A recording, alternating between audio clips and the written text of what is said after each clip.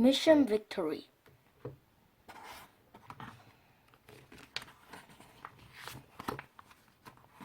HMS Victory, Cape Trafalgar, 1805. HMS Victory is the Royal Navy's most famous warship, built between 1759 and 1765. She was Lord Nelson's flagship at the Battle of Trafalgar. Victory has 5 decks and 104 cannons. At the Battle of Trafalgar, Victory carried over 7 tons of gunpowder. Chapter 1. Tyler gazed at the time web. In the web of bright light, a dark patch had appeared. Slowly it began to pulsate. "Byrons," he murmured. He pressed the alarm to call the others. At once they ran in from all over the time vault. First to arrive was Chip, followed by Wolf. The others were not far behind. "What have you got?" called Biff, pulling her hair into a band as she came.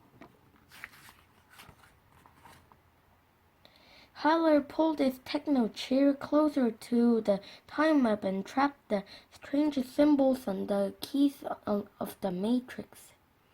"Date?" arched Wilma. "Looks like 1805, muttered Tyler. He looked closely as a faint image began to form in the globe that glowed beside him. "It looks like as if the Byrons are interested in ship." "Yep, I've got it. HMS Victory." "Nelson's flagship!" shouted Nadim. He clicked his fingers. 1805 was the Battle of Trafalgar. Wasn't that a sea battle? Brist against the French and Spanish? The Byrons couldn't do something to change the outcome of the battle, could they? "Who knows?" asked Nina. "If they could meddle with such an important event, think what it would do to unravel history." "Who's going?" asked Wilma. "It has to be boys. Didn't they have boy sailors on warship in those days?" Wolf looked at Chip. Chip nodded. "We'll go," said Wolf. "But I've got a feeling this is going to be a tough mission." They stepped into a portal together. "I hope you aren't seasick," called Biff. But Tyler had already pressed the send symbol on the matrix. Biff and Chip and Wolf had vanished. Chapter 2. The first thing that Wolf noticed was the smell. It was tar and unpleasant smell, like a stench of rotten eggs and mud. In the dim light that seeped out in the down flight of steps, Wolf could see boxes, barrels, piles of canvas, stacks of wood, coils of heavy rope, and bulging sacks. A rat ran out from behind the barrel and scuttled away. Wolf was in the vast pace that moved up and down. He could hear the creaking of timber and the sound of water slopping.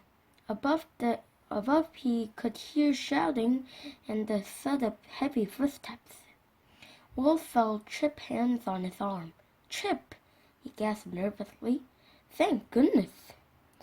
"We must be in the hold HMS Victory," said Chip. At that moment, feet clattered down the steps. It was the ship's carpenter. He was wearing a leather apron and had a wood shavings on his hair. The boys dived behind some boxes, but it was too late. They had been spotted. "Stowaways!" the man bellowed.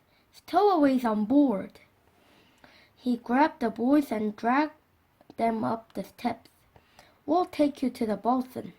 he shouted. "You'll be punished for this, I've no doubt." Chapter 3. Stowaways on board. The news spread like wildfire throughout the ship. Wolf and Chip were hauled up steep flights of steps from deck to deck. At last, they were dragged out into the sunshine of the quarterdeck.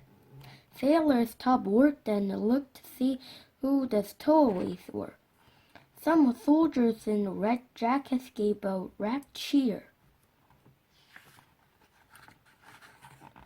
The boatswain was a large, rough-looking man with crooked teeth. He held a stiff rope. He smacked against his hand. "What have you got her?" he demanded. "Some small fish ticklers, I say." He put his face close to Wolf and yelled, "How did you get aboard, you young maggots?" On the way up to the quarterdeck, Chip had stolen a look at his link. Tyler had sent a download. Chibnall stood to attention. "We're orphans, sir, but he's stout-hearted the British lads. But we want to serve our king and country with the bravest crew that ever sailed." At this, some of the sailors gave a cheer. "Quiet!" thundered the boatswain. "We beat stowaways with a cat o' nine tails. Put them in irons and feed them bread and water. That's what we'll do to you." "I think not, Mr. Boatswain," a voice cut in. A man in full naval uniform had walked up quietly. "I heard what Chip said," the boatswain thought. "Begging your pardon, Captain Hardy, sir," he barked. "I like spirit," the captain said. "These boys have it, but they are lads, not men." "We don't flog children on my ship. Put them to work. Let them earn their keep. We'll send them back to Portsmouth as soon as we can." "Aye, aye, sir," snapped the boatswain. But when the captain had gone, he hissed, "You're lucky. But if you think it'll be easy, think again." Chapter 4. Chip and Wolf were taken to the puzzer and given a hammock and clothes called slops. "Be sure to keep your slops and your hammock tidy," growled the purser. Tyler had sent more information. Download from Tyler. 820 men on ship. 21 are boy sailors. You're the youngest. You'll have hard, dirty jobs. Just do them. Don't answer back. Tyler was right about dirty jobs. Chip was told to go and clean out the pens on the upper gun decks where animals were kept. Wolf was sent to scrub sails. They were amazed how low and cramped the decks were. Huge cannons held by heavy ropes down the sides of each deck. The men lived in small groups called a mess. They ate and slept around the guns. Chip and Wolf were put in the mess with the 6 other boy sailors. The others were older, but one was a 12-year-old boy called Tom. "You must be mad to stow away," sniffed Tom, whose nose were always running. He was carrying a barrel of rope handles. It was a greasy stew of boiled mutton. "Supper!" called Tom, slopping out of the stew onto square wooden plates. After the meal, a bell rang. "Bedtime," sniffed Tom. "Hang a hammock on these hooks and get some shut-eye." When they were in their hammocks, Wolf whispered, "How can we spot who might be a Byron? There are 800 men aboard, and we don't go on certain decks." Chip didn't answer. Despite the noise, the smell, and his swaying hammock, he had fallen asleep. Chapter 5. The next day was worse than the day before. Chip and Wolf have to scrub out wooden buckets. I hate to think what they've been used for, said Chip, down low from Tyler. You are powder monkeys. In battle, you run to the ship magazine on orlop deck and carry gunpowder charges back to the gun crews. But Tyler's information was wrong. For that afternoon, Captain Hardy ordered the ship to go to battle stations. It's a drill, sniffed Tom. The captain wants the guns fired and reloaded. So far, we ain't been quick enough. The boys had been told to spread sand on the decks. The tops are slipping, said Tom. Chip remembered Tyler's download. Do we run down to the magazine to get the gunpowder? He asked. What? Scoffed Tom. The ship has been 104 guns. We never do it. And the charges are heavy. It's gunpowder. See, wrapped in paper same size as the gun barrels. They put them in leather tubes. The tubes are passed from hand to hand in a human chain up to each deck. We run them to the gun crews and bring back the empty ones.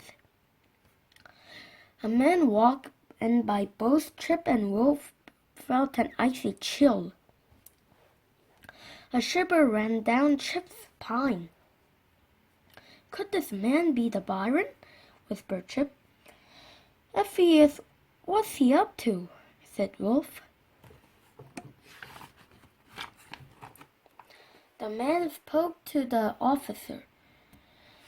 The armor has been taken ill, sir, the man said, so I will be in charge of the gunpowder during the drill. Very good, Mr. Scott, replied the officer. Return to the magazine and I'll signal the drill to begin. Tom grinned at Chip. Put your hands over your ears when they fire the guns, he said. Chip sent a message to Tyler. All he had time to say was firing gunpowder before the bosun saw him and gave him a flick with his heavy rope. Get to your place, he roared, and don't drop the charges. Bells rang. Whistles blew. A great shout went up. Action stations! Sailors ran to man the guns. More men rushed to form a line from the top of the ship to the bottom. Keep well to one side when you run with the charges, said Tom. The guns rolled backwards. The order was given. Fire! The noise was tremendous. The guns gave off thick clouds of white smoke. As each one was fired, the gun captain shouted their crews, Load with shot! Ram home!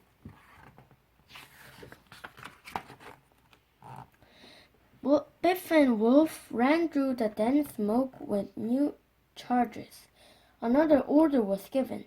Stand down! The drill was over. I'm glad about that, said Wolf. I can just smell the smoke. I can taste it. Chapter 7. The decks returned to normal. The ship's boys were told to sweep up the sand. Every gun had been loaded and was now ready for the battle when the time came. The drill had gone well. For a reward, the men was given a ration of rum and water, called grog. God bless Lord Nelson. The men shouted as they drank the grog. As Wolf swept near one of the guns, he noticed the quill of the feather lying on the floor. It was filled with gunpowder. The gun captain pushed these into a narrow hole at the end of the cannon. A spark from a flint caused the gunpowder in the quill to flash, and this set off the huge charge in the quilt flash, and this set off the huge charge into the barrel of the cannon. Boom, said Wolf, as he showed the quilt Chip. Tripling buzzed. It was Tyler. Download from Tyler. Gunpowder is sulfur, saltpeter, and charcoal. It's mixed on board. Byron mixed gunpowder with too much charcoal. Weak gunpowder. Battle lost. Chip gasped. Supposing all the cannons had been reloaded with dodgy gunpowder? Maybe Mr. Scott, the Byron, made the armor ill so we could get to the powder. Wolf held up the quill. No one is going to believe us, Chip. To prove this, we're going to have to fire cannons ourselves. Tell Tyler to get ready. We may need a quick escape. Chapter 8. Each day, the ship's boys were allowed to up on the quarterdeck for a short time. Here was the smaller 12-pound cannons. We'll fire one of these, said Wolf. We'll need to move fast. Make sure no one's nearby. Are you ready? Chip pulled the bung of the mouth of the cannon. Wolf took the branch cover up and pulled the quill down. Cannon being fired, yelled Wolf. Stand clear. Then he pulled the cord. The flintlock snapped down. There was a huge boom and a massive cloud of white smoke. The heavy gun shot backwards. There were shouts as sailors and officers ran towards them. Arrest us, boys! Watch the shot, Wolf yelled. The cannonball splashed into the sea about 80 meters from the ship. Mr. Scott has ruined the gunpowder, shouted Chip. These guns will be useless in battle. Chapter 9. So what happened to the Byron? Asked Nina. You didn't manage to zap him? Chip and Wolf were safely back in the time vault telling their story to others. No, said Wolf. They thought he was spy. He arrested and put in irons. Each master gunner fired the cannon from each deck. We were right.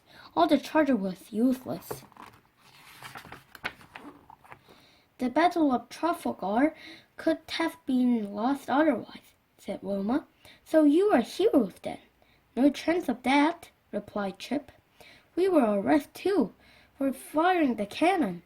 The bosun was ordered to beat us. Luckily, Tyler had the portal ready for us to get away. Beaten? What after what you did? Exclaimed Biff. That's terrible. No, said Wolf. That was the British Navy for you. What's more, we never got to see Lord Nelson.